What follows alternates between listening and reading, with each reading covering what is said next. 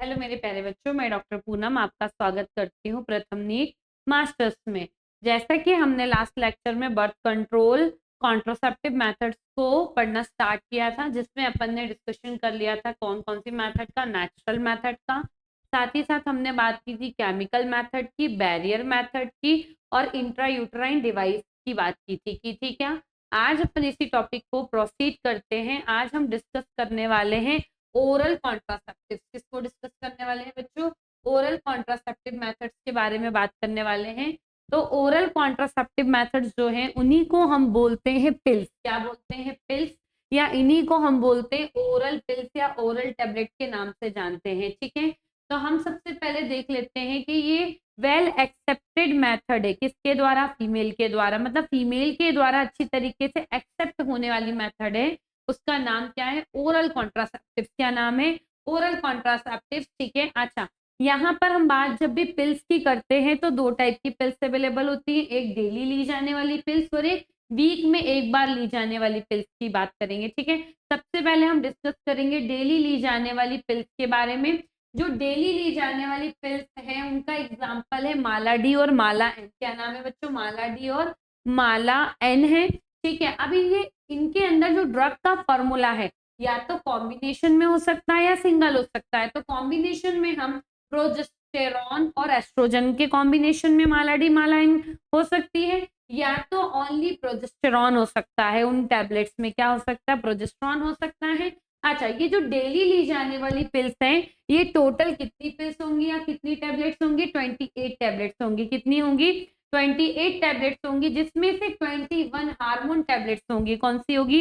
Hormone tablets होगी। और 7 जो टैबलेट्स होती है वो आयरन टैबलेट्स होती है, जो मेंस्ट्रुअल साइकिल में होने वाले ब्लड लॉस में क्या करती है? कंपेंसेशन के लिए रिस्पॉन्सिबल होती है। तो हम यहाँ पर बात करेंगे किसकी? 21 हार्मोनल टैबलेट्स की बात करते हैं। इसमें जो 21 में से जो पहली टैबलेट ली जाएगी हार्मोन टैबलेट में से, वो मेंस्ट्रुअल साइकिल के आने के 5th डे पर लेंगे। कब लेंगे? नॉर्मली वैसे आइडियल हम बात करें तो थर्ड डे से 5th डे के बीच ले सकते हैं, मतलब थर्ड डे पे ले लो, 4th डे पे ले लो, 5th डे पे ले लो। पर हम बोलते हैं कि यहाँ पर एनसीईआरटी के अकॉर्डिंग कि 5th day of menstrual cycle पे पहली हार्मोन टेबलेट ली जाएगी। कब तक कंटिन्यू की जाएगी? Till for the period of 21st day. जब तक वो 21st हार्मोन टेबलेट खत्म ना हो तब तक हम लेंगे। कब से ले रहे हैं? मेंस्ट्रुअल साइकिल के 5th डे पर ले रहे हैं। अब बोलते हैं after a gap of 7 days. क्या बोला? 21 हार्मोन टेबलेट के बाद after a gap of 7 days, उस 7 डेज में क्या आ रहे होंगे? मेंस्ट्रुअल साइकिल चल रही होगी, स्टार्ट होगी ब्लीडिंग फेज। तो repeated in a same pattern, 7 दिन बाद आपको वापस से इसी पैटर्न में टैबलेट्स को क्या करना? रिपीट करना, मतलब नए पत्ते को खोलना है, अगली स्ट्रिप को वापस चालू करना है, जिसमें आपको पहले हार्मोन टैबलेट्स लेनी है। फिर कब लेनी है? मेंस्ट्रुअल साइकिल के 5th डे से कब तक लेनी है? पीरियड ऑफ 21st डे तक लेनी है। और ऐसा आपको ये पैटर्न कब तक रिपीट करना है? जब तक डिजायर फीमेल क्या चाहती हो? प्रेगनेंसी प्लान करना नहीं चाहती हो, मतलब प्रिवेंट करना चाहती हो कॉन्सेप्शन को। किसको? कॉन्सेप्शन को। ठीक है, अच्छा, तो जो ओरल पिल्स हैं जिनकी हमने बात की है माला डी और माला एन के नाम से, तो ये ओरल पिल्स जब जब वर्क करती है, मतलब ओरल पिल्स का मैकेनिज्म देख रहे हैं एक्शन, तो ये इनिबिट करती है ओव्यूलेशन को। किसको इनिबिट करती है? ओव्यूलेशन को। और इम्प्लांटेशन को होने से रोकेगी, मतलब ओव्यूलेशन भी नहीं होगा, मतलब सेकेंडरी oocyte ओवरी से रिलीज नहीं होगा। साथ ही साथ इम्प्लांटेशन, अगर फर्टिलाइजेशन हो भी जाए बाय चांस, तो इम्प्लांटेशन नहीं होगा। ठीक है, साथ ही साथ ये करती है क्या? अल्टर। क्या कर देती है? अल्टर कर देती है। किसको अल्टर कर देती है? क्वालिटी ऑफ सर्वाइकल म्यूकोसा को, जिससे प्रिवेंट या रिटार्ड हो जाती है क्या? Entry of sperm. क्या हो जाती है? प्रिवेंट या रिटार्ड हो जाती है एंट्री ऑफ स्पर्म। मैं बोलूं क्योंकि हमें पता है स्पर्म स्विमिंग मूवमेंट से चलते हैं या स्विमिंग तैर तैर कर जाते हैं, तो म्यूकोसा कैसी होगी? पतली। पानी में हम तैर सकते हैं, पर जब हमको दलदल में छोड़ दिया जाए, क्या हम तैर सकते? नहीं। तो ऐसे ही जब हम ये टैबलेट्स लेते हैं तो सर्वाइकल म्यूकोसा थिक हो जाती है, म्यूकस, सर्वाइकल म्यूकस क्या हो जाती है? थिक हो जाता है, जिसमें स्पर्म तैर या अपना स्विमिंग मूवमेंट नहीं कर पाता है। ठीक है मेरे बच्चों, कुछ इस तरीके से मैकेनिज्म ऑफ एक्शन है ओरल पिल्स का। ठीक है, अब हम प्रोसीड करते हैं क्या? जो नई टैबलेट मार्केट में अवेलेबल है, जिसको वीक में एक बार लेते हैं। मैंने बोला हम दो टाइप की pills, two type of pills की बात करेंगे, एक डेली ली जाने वाली पिल्स और एक वीक में एक बार ली जाने वाली पिल्स है, ठीक है। तो वो डेली पिल्स कौन थी, माला डी और माला एन थी। यहाँ वीकली पिल्स के नाम से जो हमको जो वीकली पिल्स मिलेगी वो मिलेगी सहेली, क्या मिलेगी, सहेली, ठीक है। सहेली है किसकी, फीमेल की, क्यों, क्योंकि प्रिवेंट कर रही कॉन्सेप्शन को, ठीक है। तो हमने बोला ये कैसी प्रिपरेशन है, नॉन स्टेरॉइडल, कैसी प्रिपरेशन है, नॉन स्टेरॉइडल है, वंस इन अ वीक लेते हैं जिसके वेरी फ्यू साइड इफेक्ट है। उसी जगह माला डी और माला इन कैसी थी, स्टेरॉइडल प्रिपरेशन, क्योंकि एस्ट्रोजन प्रोजेस्टेरॉन स्टेरॉइड हार्मोन होते हैं। तो मान लो खुदा ना खास्ता हस्बैंड वाइफ में झगड़ा हो गया और वाइफ को गुस्सा आ गया, पूरी टेबलेट 21 हार्मोन टेबलेट एक साथ खा गई, तो क्या होगा, उसके साइड इफेक्ट बॉडी पे जनरेट होंगे। तो क्या हो सकता है, हस्बैंड जेल में जा सकता है। तो इसीलिए क्या किया गया, सहेली बनाई गई, किसकी, हस्बैंड की। यार ये बात समझ में, फीमेल की नहीं, हस्बैंड की। किस नाम से, सहेली के नाम से, जिसको लेगी कौन, फीमेल। लड़ाई दंगे हो, आज सहेली खा लो खूब सारी, कोई दिक्कत ही नहीं होगी, क्योंकि नॉन स्टेरॉइडल प्रिपरेशन है। कैसी प्रिपरेशन है, नॉन स्टेरॉइडल प्रिपरेशन है, जिसके वेरी फ्यू साइड इफेक्ट है और हाई कॉन्ट्रासेप्टिव वैल्यू है। कैसी है, हाई कॉन्ट्रासेप्टिव वैल्यू है। अब हम बोलते हैं सहेली को बनाया किसने, तो डेवलप्ड किया था किसने, लखनऊ के इंस्टीट्यूट ने, जिसका नाम क्या है, central drug research institute of Lucknow. किसने बनाया था, central drug research institute of Lucknow. यहाँ से क्वेश्चन आता है मेरे बच्चों।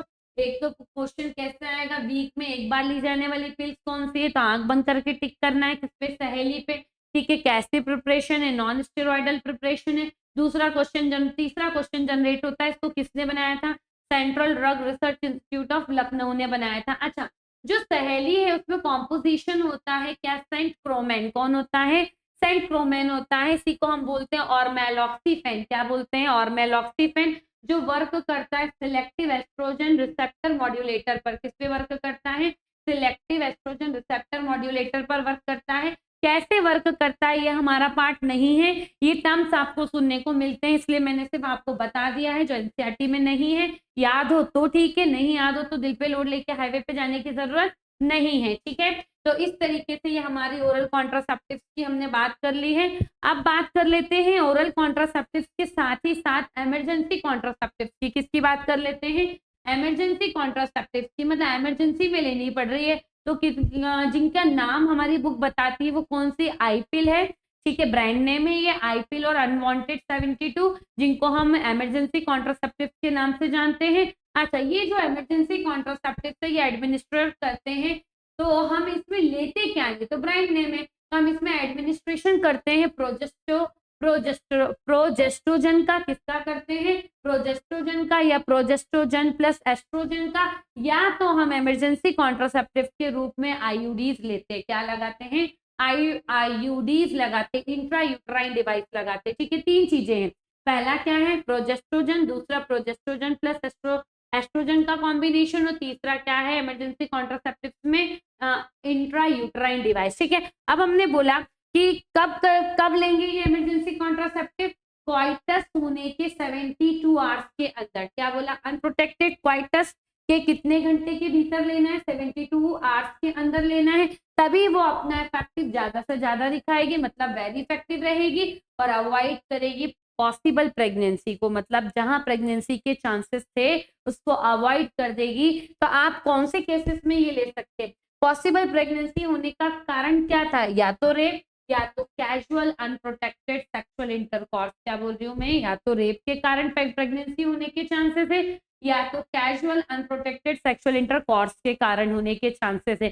कब लेंगे, 72 आवर्स के अंदर लेंगे, क्वाइटस होने के 72 आवर्स के अंदर लेंगे। अच्छा, जब हम इस इमरजेंसी कॉन्ट्रासेप्टिव्स को लेने की बात करते हैं तो दो चीजें आती, एक तो बिफोर ओव्यूलेशन लेना और दूसरा आफ्टर ओव्यूलेशन लेना। तो बिफोर ओव्यूलेशन जब हम लेते हैं तो ये कैसे वर्क करती है और आफ्टर ओव्यूलेशन लेने पर ये कैसे वर्क करेगी, ठीक है।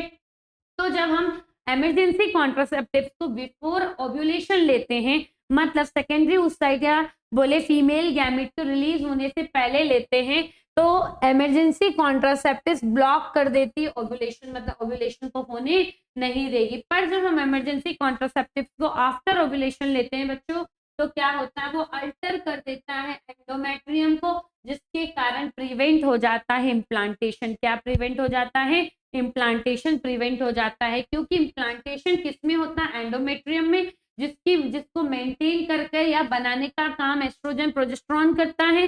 तो हम यहाँ पर क्वालिटी ऑफ एंडोमेट्रियम को अल्टर कर देंगे, जिसकी वजह से इम्प्लांटेशन होना पॉसिबल नहीं हो पाएगा और पॉसिबल प्रेगनेंसी क्या हो जाएगी, अवॉइड हो जाएगी।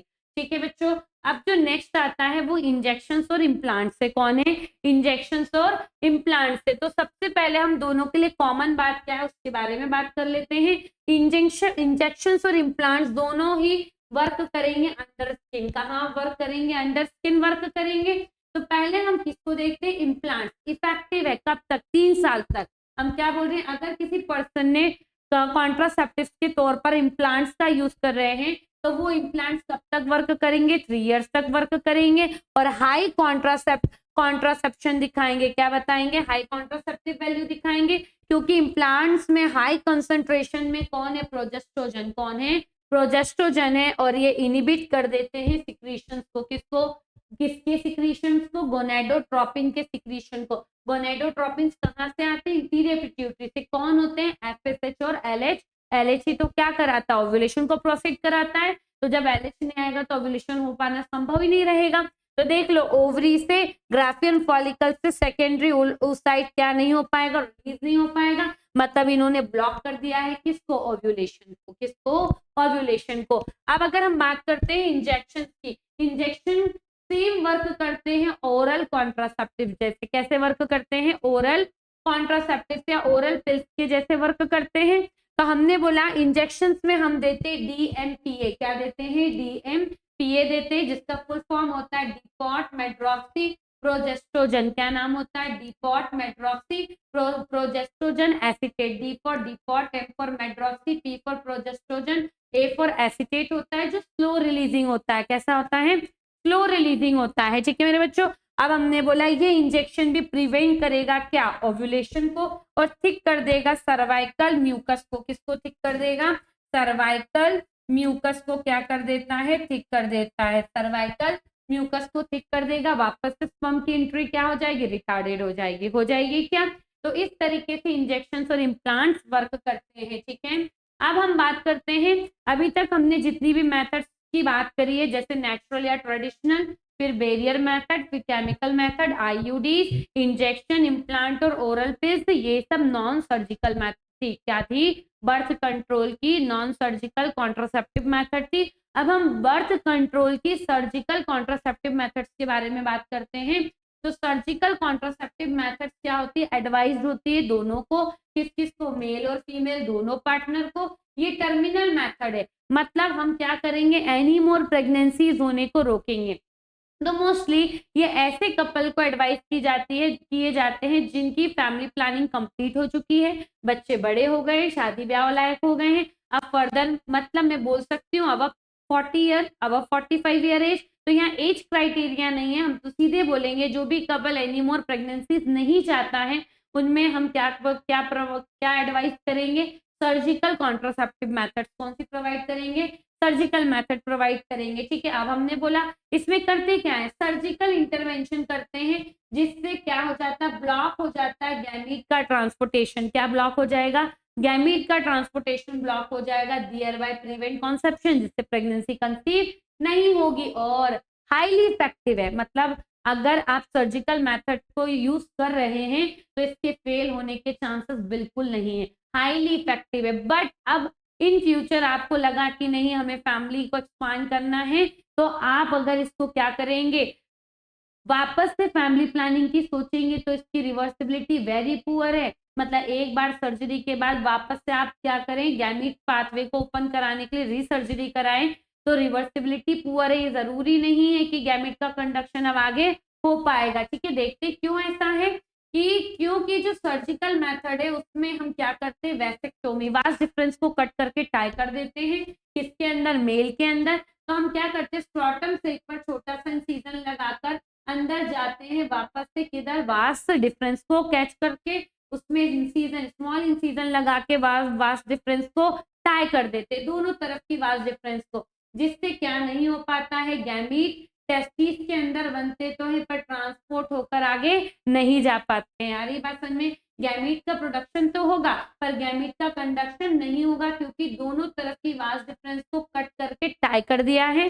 अब इस प्रोसीजर को हम क्या बोलते हैं? ट्यूबेक्टोमी, सॉरी वैसेक्टोमी, क्योंकि इसको किस में कर रहे हैं? मेल के अंदर कर रहे हैं, मेल पार्टनर में कर रहे हैं। पर जब हम फीमेल पार्टनर की बात करते हैं, किसकी बात करते हैं? फीमेल पार्टनर की, तो हम स्मॉल इंसिजन लगाते हैं या तो एब्डोमिन के थ्रू या तो वेजाइना के थ्रू। किसके ऊपर लगाते हैं? फिलोपियन ट्यूब के ऊपर। किसके ऊपर लगाते हैं मेरे बच्चों? फिलोपियन ट्यूब के ऊपर। दोनों तरफ की फिलोपियन ट्यूब को स्मॉल इंसिजन कट करके टाई कर देते हैं। तो फर्दर ओवरी, क्या बोल रही हूं मैं? फर्दर यहाँ से ओवरी से गैमीट निकलेंगे और जाएंगे कहाँ? फिलोपियन ट्यूब में। पर यहाँ तक स्पर्म आके इसको फर्टिलाइज कर ही नहीं सकता, क्योंकि ट्रांसपोर्ट रोक दिया गया किसका? गैमीट का। तो प्रेगनेंसी कंसीव होगी नहीं। इसलिए हमने बोला ये वेरी इफेक्टिव है, पर रिवर्सिबिलिटी कैसी है? वेरी पुअर है। कैसी है? वेरी पुअर है। ठीक है। अच्छा, जब आप कॉन्ट्रासेप्टिव मेथड का यूज करते हैं बर्थ कंट्रोल को करने के लिए, तो इन मेथड्स के कुछ साइड इफेक्ट्स भी होते हैं मेरे बच्चों। जैसे क्या होगा? नॉजिया, उल्टी की इच्छा। ठीक है। एब्डोमिनल पेन होगा। फिर लिखा है ब्रेक थ्रू ब्लीडिंग, मतलब ब्लीडिंग हो सकती है बहुत ज्यादा। इरेगुलर मेंस्ट्रुअल ब्लीडिंग, कभी भी मेंस्ट्रुअल स्टार्ट हो सकते हैं। और इवन ब्रेस्ट कैंसर जैसे कैंसर होने की भी चांसेस है। ये सब क्या है? साइड इफेक्ट है किसके? कॉन्ट्रासेप्टिव मेथड्स के। किसके मेरे बच्चों? कॉन्ट्रासेप्टिव मेथड्स के। आई होप तो आपको कॉन्ट्रासेप्टिव मेथड, बर्थ कंट्रोल की पूरी चीजें क्लियर हो चुकी होगी। मैंने एनसीईआरटी के एक एक पॉइंट यहाँ पर क्लियर किए हैं और यहाँ से आपके 4 नंबर पक्के करा दिए हैं। तो please go to read your NCERT and my lecture also, and do question practice very well. Okay, thank you so much.